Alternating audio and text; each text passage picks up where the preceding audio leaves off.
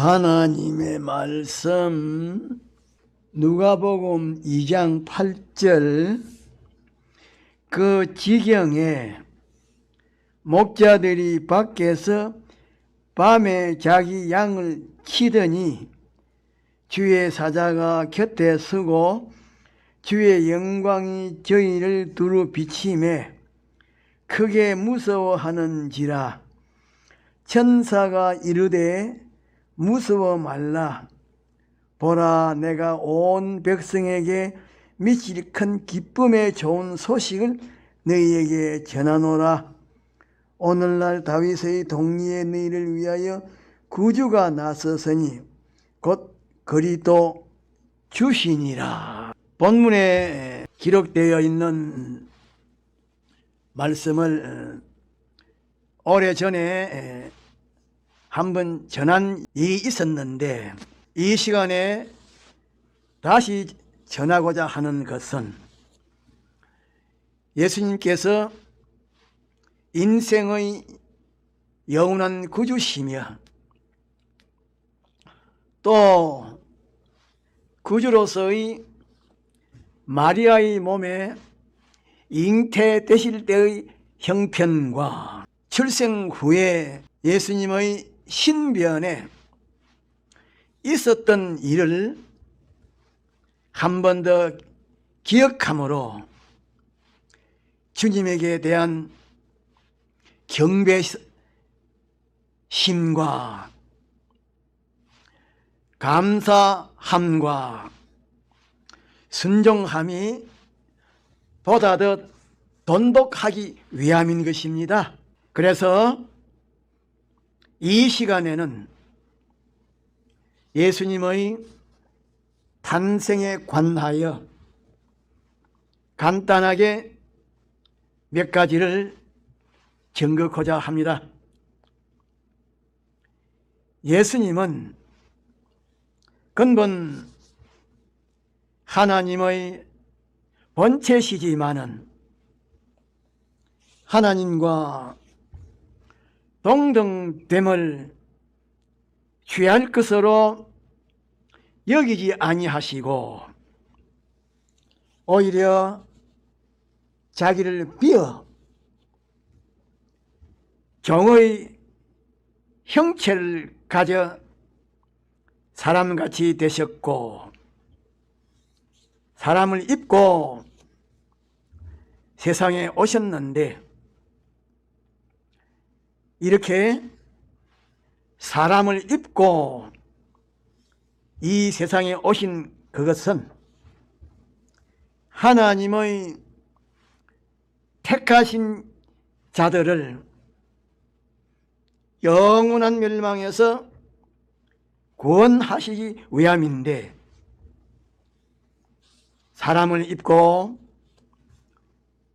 세상에 오실 때에 성령으로 동정녀 마리아에게 잉태되었습니다.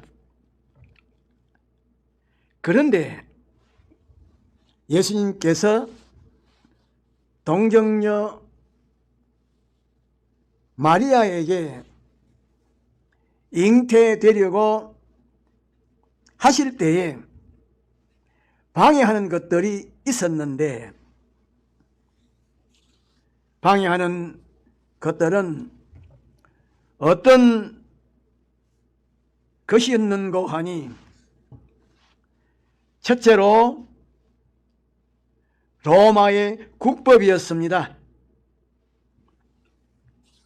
마리아가 성령의 역사로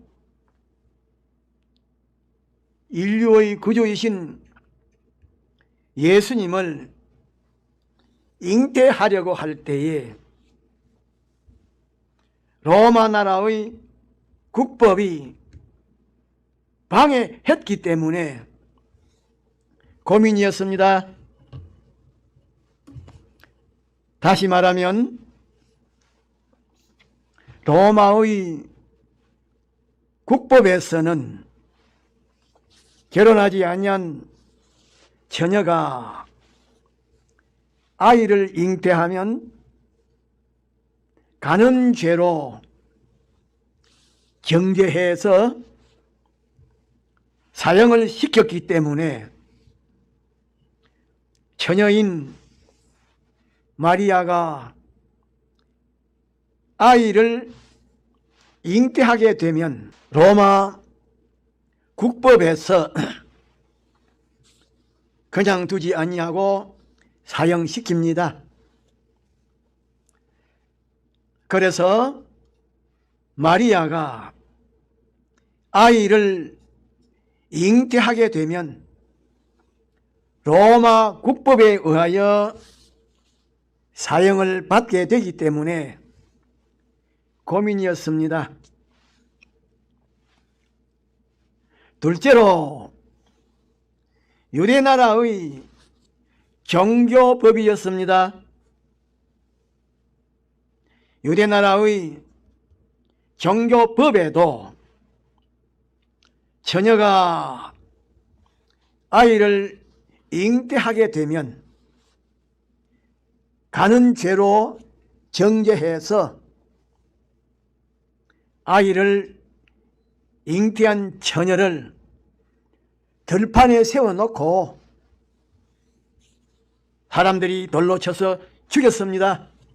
출애굽기 20장 13절에 10가지 계명 중에서 7번째 계명이 간음하지 말라고 하신 것인데, 신명기 22장 20절로 21절에 보면 간음한 처녀를 그 아비 집 문에서 끌어내어서 그 성읍 사람들이 그를 돌로 쳐서 죽일지니 이는 그가 그 아비 집에서 장기의 행동을 하여 이스라엘 중에서 악을 행하였음이라. 너는 이와 같이 너희 중에 악을 제할지니라고 말씀하셨습니다. 또 신명기 22장 23절로 24절에 보면 처녀인 여자가 남자와 약혼한 후에 어떤 남자가 그를 성읍 중에서 만나 통간하면 너희는 그들을 돌로 쳐서 죽일지니라고 말씀하셨는데, 마리아는 요셉과 정혼한 사이였지만은 요셉과 동거하지 아니했기 때문에 마리아가 아이를 잉태하게 되면 간통죄를 범한 자로서 성읍 사람들에게 의해서 돌에 맞아 죽게 되기 때문에 고민이었습니다.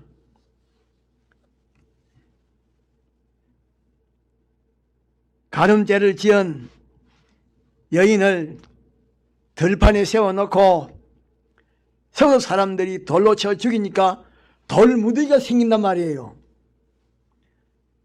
그러면 지나가는 사람들이 저 돌무더기는 아무 때 누구가 맞아 죽은 것이라고 이름이 나와 있습니다.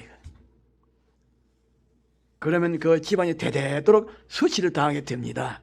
셋째로 마리아는 요셉과 정혼한 사이인데 앞으로 마리아가 요셉과 결혼하여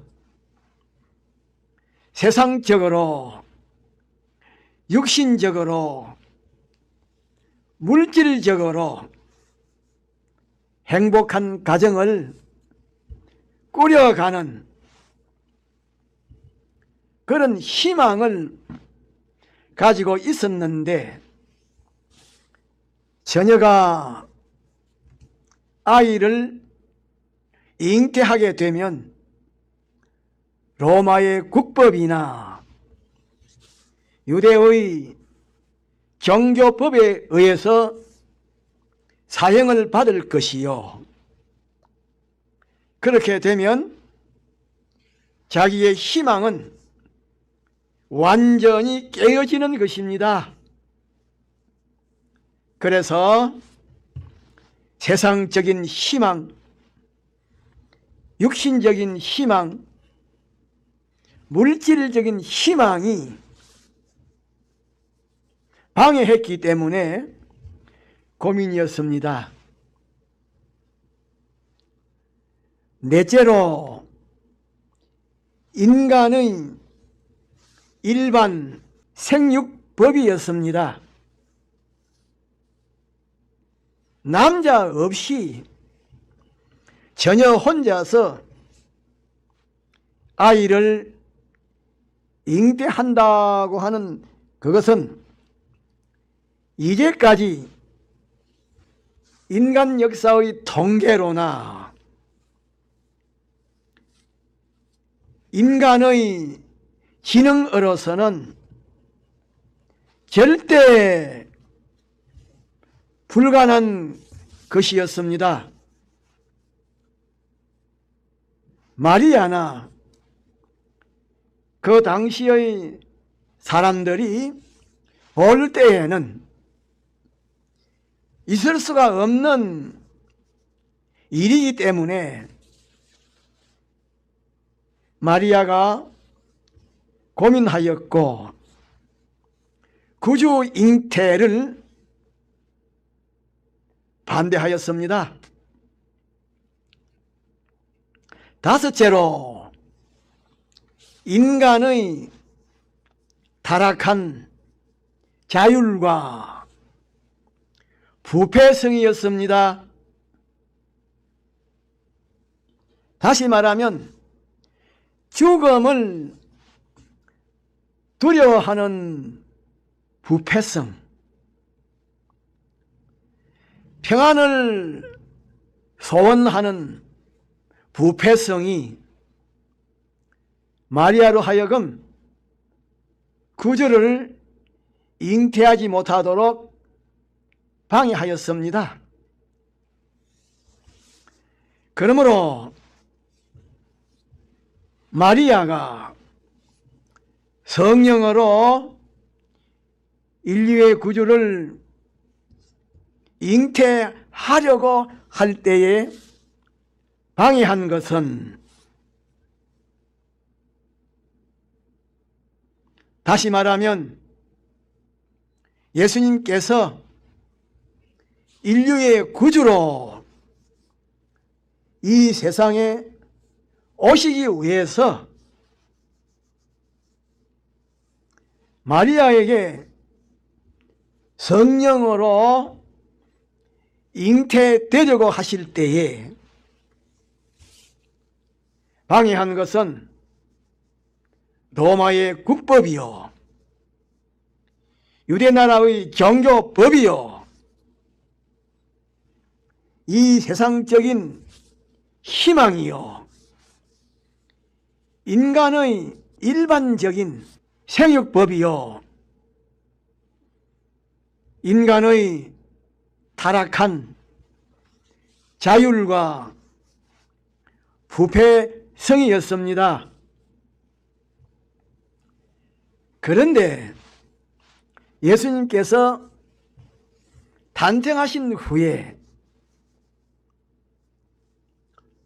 예수님을 해치고 죽이려고 하는 대적들이 있었는데 그들은 누구인가? 첫째로 헤롯 왕이었습니다.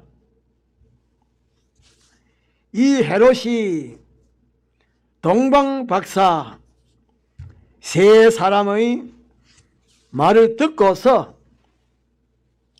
예수님을 죽이려고 했습니다.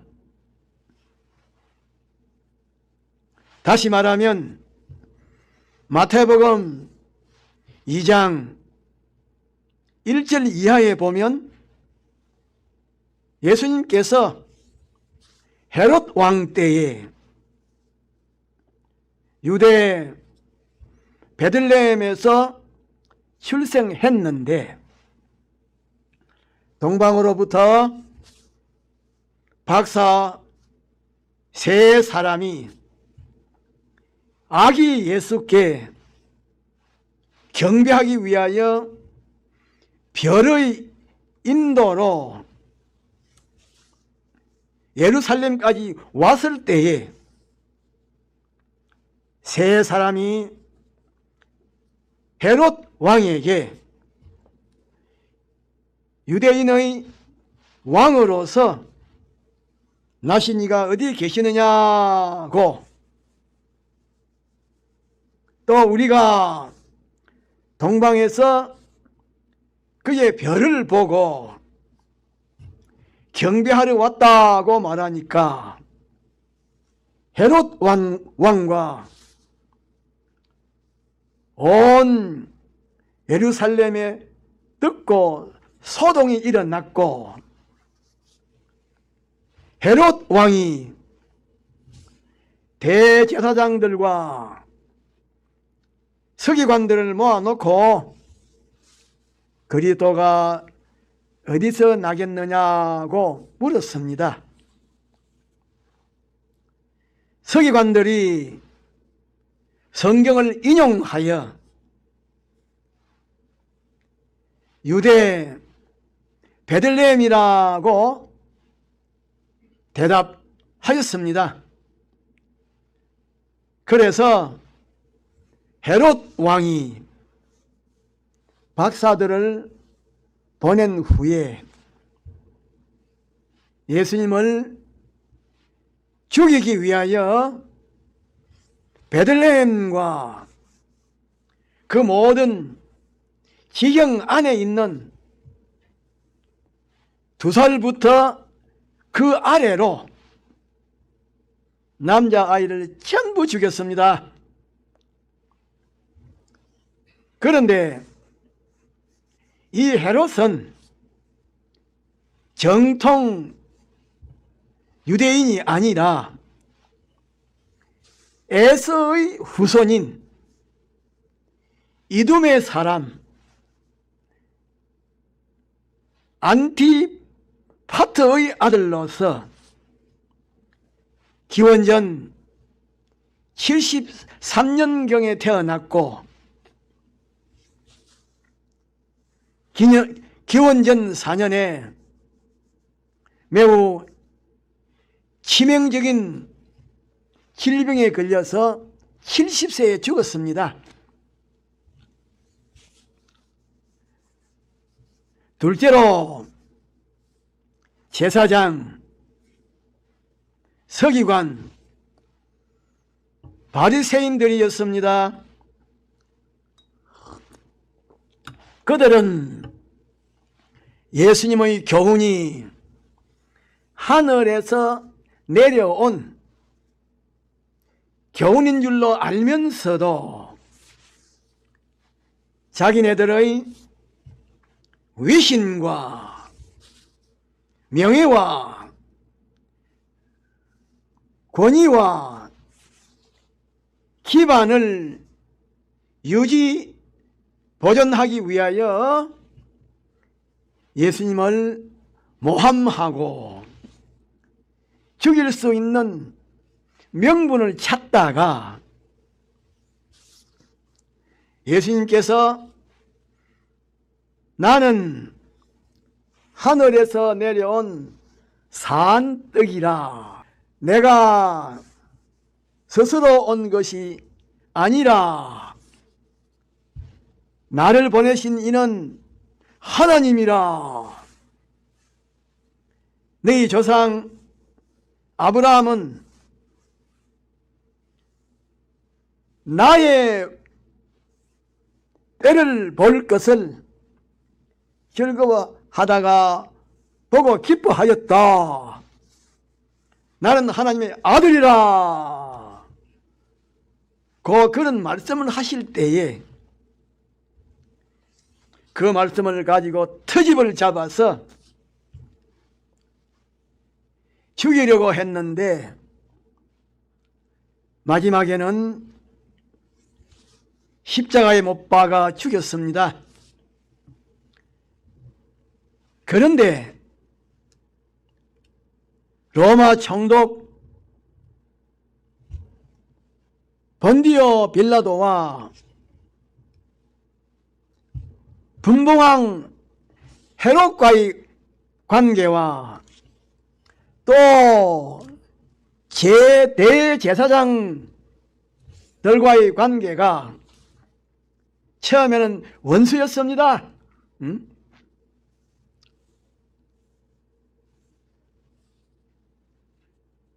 또 서기관들과 바리새인들과도 관계가 매우 불편하였지만은 예수를 십자가에 못 박아 죽일 때에는 하나였는데 외부적으로 볼 때에는 예수님을 해치고 대적하고 핍박하고 예수님의 하시는 일을 방해한 것으로 보였지만은 결과적으로는 하나님의 권능은 그 모든 것을 꺾으셨고 그들의 잘못됨이 드러났고 하나님의 은혜를 입은 사람들은 방해하는 세력 앞에서도 자기네들의 전부를 희생하여 충성한 것이 드러났습니다. 그러므로 오늘도 그러합니다. 예수님께서 나타나시고 역사하시는 그 일에 방해하는 역사가 계속하여 있었던 것처럼 오늘도 그때와 같은 대적들이 계속하여 방해하고 핍박하고 대적합니다. 방해하고 핍박하고 대적하는 모양과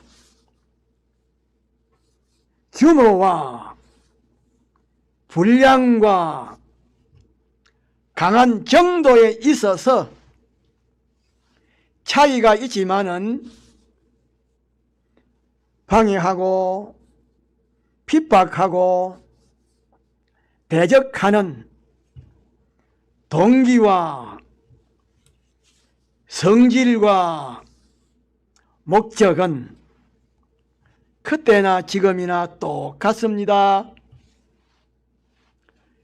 그런데 그런 대적이 아무리 강하고 극렬하게 방해하고 핍박하고 대적해도 하나님은 크시고 강하시고 전능하시기 하시기 때문에 그런 대적들을 능히 이기시고 하나님의 소원, 하나님의 계획, 하나님의 뜻, 하나님의 목적을 예정하신 대로 완전히 이루십니다. 그러므로 우리는 이 사실을 알고 그 당시에 제사장이나 서기관이나 바리새인과 같은 거짓되고 외식하는 교인, 예수님을 죽이려고 하던 헤롯과 같은 하나님과 진리를 대적하는 악한 세력, 하나님의 뜻을 거스리고 복음운동을 방해하는 사이비한 교인들이 하나로 뭉쳐서 예수님을 다시 십자가에 못 박아 죽이려고 하는 그런 외식하고 악한 사람이 되면 안 됩니다. 동정녀 마리아가 여러 가지 방해, 곧 로마의 국법, 유대나라의 종교법, 세상적인 희망, 일반 생육법, 타락한 부패성의 방해가 있어도 자기 자신을 제물로 내어놓고 인류의 구주를 잉태한 것처럼 우리도 우리의 소유와 몸과 생명을 희생의 제물로 내어놓고 주님과 복음을 위하여 죽도록 충성할 것뿐입니다. 그것이 지극히 높은 곳, 하늘에서는 하나님께 영광이 되고 왜 구주를 보낸 보람이 있고 그 말이.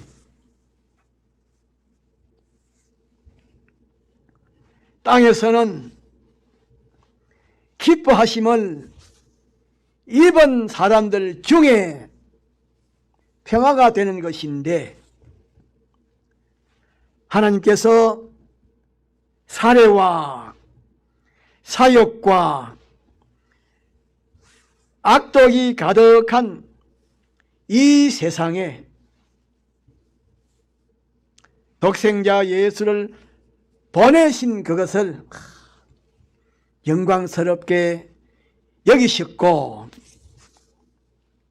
하나님의 독생자이신 예수는 위로는 하나님 아버지를 위하고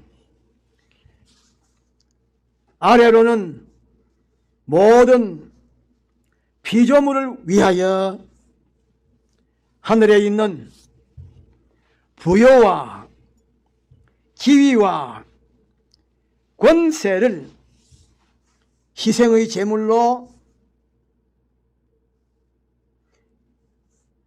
바치신 그것을 영광스럽게 여기셨는데 이것이 하나님 아버지의 본성이요 하나님의 독생자이신 예수의 본성이요 하늘나라의 본성이요 참된 성도의 본성입니다. 그러므로 하나님의 나라는 어떤 나라인고 하니 다른 사람의 행복을 위하여 자기의 소유와 몸과 생명을 희생의 제물로 바쳐서 다른 사람을 행복하게 한 사람들이 들어가서 영원히 사는 나라인데, 완전히 자기를 내어놓고 예수님의 하신 생애를 자기의 생애로 삼고 자기 자신을 변화시킨 사람만이 세상에서도 평화롭게 살 수가 있고, 이 다음에 하늘나라에 가서도 평화롭게 살 수가 있습니다.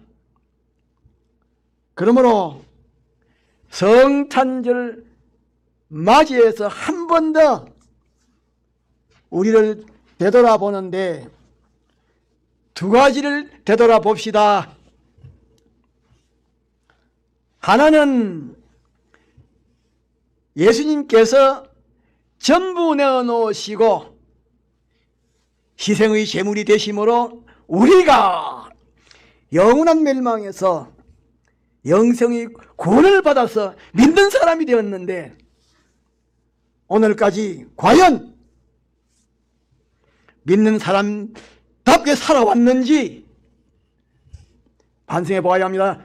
반성해 보는 게 참 귀합니다. 둘째로, 하나님 아버지께서 예수를 죽음의 장소로 보내신 것을 영광스럽게 여겼단 말이에요. 자랑스럽게 여겨서 예수님께서도 오셔서 죽는 그 일을 영광스럽게 여겼는데, 오늘의 우리는 주님을 위해서 수고하는 것, 주님을 위해서 봉사하는 것, 어렵고 힘들어도 믿음으로 사는 것, 얼마나 자랑스럽게 여겼는지, 어렵다고 원망하고 불평하고 귀찮다고 짜증내고 그렇게 살았는지, 주님 때문에, 구원 때문에, 믿음 때문에, 하늘나라의 소망 때문에 어려움을 당하고 괴로움을 당하는 것을 얼마나 보배로 여겼는지, 얼마나 자랑스럽게 여겼는지, 아니면 원망 불평했는지 반성해 봄이 있어야 합니다. 오늘 내가 결론으로 아까 몇 가지 말해서, 첫째는 뭘?